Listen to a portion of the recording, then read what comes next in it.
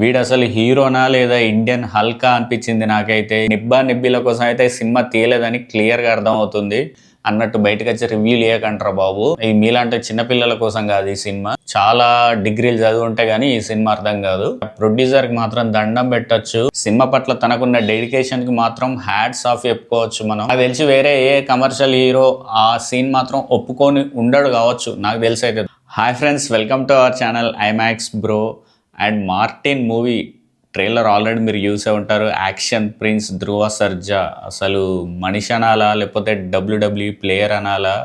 ఆ కట్అవుట్ ఏంటి స్వామి, అసలు మామూలుగా లేదు. ట్రైలర్ మాత్రం వీడు అసలు హీరోనా లేదా ఇండియన్ హల్కా అనిపించింది నాకైతే.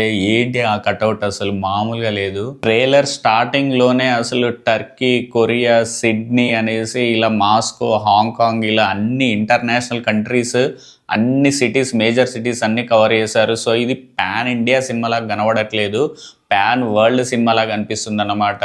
నాకు తెలిసి ఆల్మోస్ట్ 17 లాంగ్వేజెస్ లో రిలీజ్ కాబోతుంది ఈ సినిమా.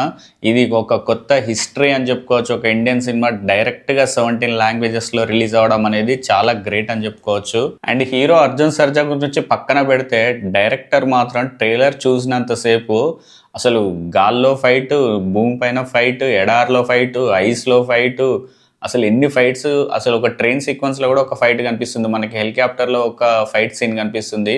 సినిమా మొత్తం ఫైట్లతో నింపేశాడా డైరెక్టర్ అనిపించింది నాకైతే. ఒక కంప్లీట్ మాస్ యాక్షన్ ఎంటర్టైనర్ అనేది ఒక పెద్ద హై బడ్జెట్ స్కేల్లో తీస్తే ఎలా ఉంటుంది ఆ రేంజ్లో ఉంది. అండ్ హాలీవుడ్కి ఏమాత్రం తగ్గకుండా కొన్ని కెమెరా షాట్స్ మాత్రం అసలు మైండ్ బ్లోయింగ్. డైరెక్టర్ మాత్రం హ్యాట్స్ ఆఫ్ చెప్పుకోవచ్చు. ఏపీ అర్జున్ గారు అయితే మన ధ్రువ సర్జని అసలు తన క్యారెక్టరైజేషన్ కనుక చూస్తే వీడు అసలు మనిషా లేదా హల్కా అన్నట్టు అనిపించింది. అండ్ ఆ బాడీ లాంగ్వేజ్, తన టాటూస్, ఇండియన్ అనే టాటూ, ఇలా హీరో గురించి కొంత స్పెషల్ కేర్ తీసుకున్నట్టు అర్థమవుతుంది. అండ్ ట్రైలర్ కూడా మనకి కేజీఎఫ్ లాగానే సింగిల్ లాంగ్వేజ్లో కట్ చేశారన్నమాట. మొన్న కల్కి ఉంది కదా, సేమ్ అలానే కల్కి కేజీఎఫ్ చాప్టర్ 2 ఏదైతే సలార్ సింగిల్ లాంగ్వేజ్ ట్రైలర్ ఎలా అయితే ఉందో అలానే కట్ చేశారు. ఇంటర్నేషనల్ స్టాండర్డ్స్కి తగ్గట్టు ట్రైలర్ని కట్ చేశారు. అండ్ ట్రైలర్తోనే కన్ఫామ్ అయిపోయింది ఇందులో లవ్ అది ఇది తొక్క తోటకూర ఏ ఉండదు. Complete mass action entertainer. నిబ్బా నిబ్బిల కోసం అయితే ఈ సినిమా తీయలేదని క్లియర్గా అర్థం అవుతుంది. అండ్ కేజీఎఫ్లో అందరికి తెలుసు కదా, పెద్దమ్మ తల్లి గన్ను హీరో డుడ్డు అని కాల్చేస్తాడు కదా, అది ఈ సినిమాలో హీరో కట్అవుట్కి తగ్గట్టు ఒక ట్యాంకర్ని అలా అరేంజ్ చేశారన్నమాట. అంటే ట్యాంకర్ కూడా, తనకి ట్యాంకర్ గొట్టం ఉంటుంది కదా, అది కూడా మండిపోతుంది అన్నమాట. అంటే నాకు తెలిసి పెద్ద పెద్ద బాంబులు వేసి ఉంటాడు హీరో అందులో నుంచి. నాకు తెలిసి heroism, elevation shots next level ఉండబోతున్నాయి అని అర్థమవుతుంది. KGF music director Ravi Basrur గారు దీనికి బ్యాక్గ్రౌండ్ స్కోర్, మ్యూజిక్ అదంతా ఇచ్చారన్నమాట. సో ఆయన గురించి మనకు తెలిసిందే కదా, స్లో మోషన్ ఎలివేషన్ షార్ట్స్కి బీజిఎం ఆయన కొట్టినంతగా మాత్రం ఎవ్వరు కొట్టలేరు. అండ్ బీజిఎం ఎక్స్ట్రాడినరీ అనిపించింది. అండ్ ధ్రువ సర్జా ఎండింగ్లో మాత్రం 2 ట్విస్ట్లు ఇచ్చాడు. డబుల్ బ్యారెల్ గన్ పట్టుకొని వచ్చి ఒక డైలాగ్ కొడతాడు కదా, ఆ ఫస్ట్ నవ్విన స్మైల్ అహహా నవ్వుతాడు కదా, అది మాత్రం రజనీకాంత్ నెగిటివ్ రోల్స్ చేస్తారు కదా, నాకు అలా అనిపించింది. రోబో సినిమాలో రజనీకాంత్ ఎలా నవ్వాడో అలా అనిపించింది అన్నమాట నాకు. హీరో క్యారెక్టరైజేషన్లో ఒక నెగిటివ్ షేడ్, పాజిటివ్తో పాటు నెగిటివ్ షేడ్ కూడా నాకు క్లియర్గా కనిపిస్తుంది. మరి మీకు ఎలా అనిపించింది అన్నది కింద కామెంట్లో తెలియజేయండి హీరో క్యారెక్టరైజేషన్ గురించి. అండ్ ఆ dialogue don't teach dash dash dash, ఆ డైలాగ్ ఉంది కదా, నెక్స్ట్ లెవెల్ అని చెప్పుకోవచ్చు. అంటే ఇంగ్లీష్ ఆడియన్స్కి, ఇంటర్నేషనల్ ఆడియన్స్కి అందరికి అర్థమయ్యేలాగా ఒక పవర్ఫుల్ డైలాగ్ అన్నమాట అది. అండ్ ఎండింగ్ షాట్లో ఆ డాగ్కి బిస్కెట్ తినిపిస్తాడు కదా, అది మాత్రం అసలు బుర్ర దొబ్బేసింది అసలు. అదైతే నేను అన్ఎక్స్పెక్టెడ్ షాట్ అది.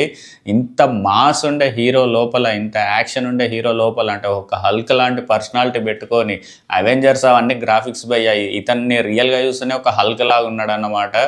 అసలు అంత పెద్ద కట్అవుట్, భారీ దేహం పెట్టుకొని అంత చిన్న పిల్లాడిలా కుక్కకి అది బిస్కెట్ తినిపిస్తున్నాడు చూసారా. అంటే ఎంత హ్యుమానిటీ ఉంది తన లోపల, ఎంత మంచితనం ఉన్నది అన్నది డైరెక్టర్ చెప్పకనే చెప్పాడన్నమాట.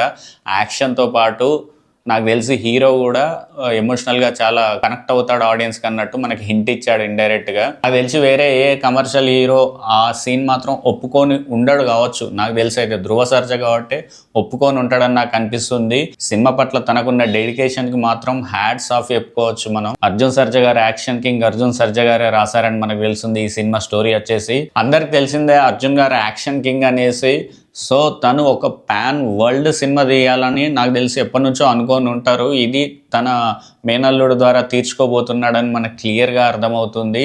ఒక భారీ బడ్జెట్ స్కేల్లో ఒక మంచి యాక్షన్ సీక్వెన్స్ రాసుకున్నట్టు మనకు క్లియర్గా ట్రైలర్లో అర్థమవుతుంది. And last but not least భయ్య, ప్రొడ్యూసర్కి మాత్రం దండం పెట్టచ్చు. కన్నడ ఇండస్ట్రీలో కేజీఎఫ్ తర్వాత ఆ రేంజ్ హిట్ లేదు, కాంతారా ఉంది. ఆ తర్వాత ఆ రేంజ్ అంత పెద్ద హిట్ లేదు.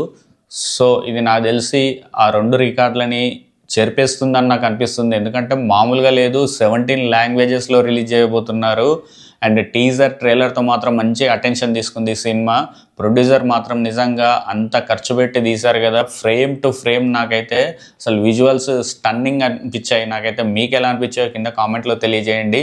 నేనైతే సినిమా కోసం ఈగర్గా వెయిట్ చేస్తున్నాను. అండ్ మళ్ళీ లాస్ట్లో చెప్తున్నాను, నిబ్బిగా వచ్చి సినిమాలో రొమాన్స్లు లిప్లాకులు ఇట్లాంటివి పెట్టాలి అన్నట్టు బయటకు వచ్చి రివ్యూలు ఇవ్వకంటారా బాబు. ఈ మీలాంటి చిన్నపిల్లల కోసం కాదు ఈ సినిమా. చాలా డిగ్రీలు చదువుంటే కానీ ఈ సినిమా అర్థం కాదు. సో గైస్, ఎవరైనా మన ఛానల్ కొత్తగా చూస్తుంటే సబ్స్క్రైబ్ చేసుకోండి గైస్. అండ్ రెగ్యులర్గా మూవీ అప్డేట్స్ మీకోసం తీసుకొస్తాను. Signing off, this is your IMAX bro.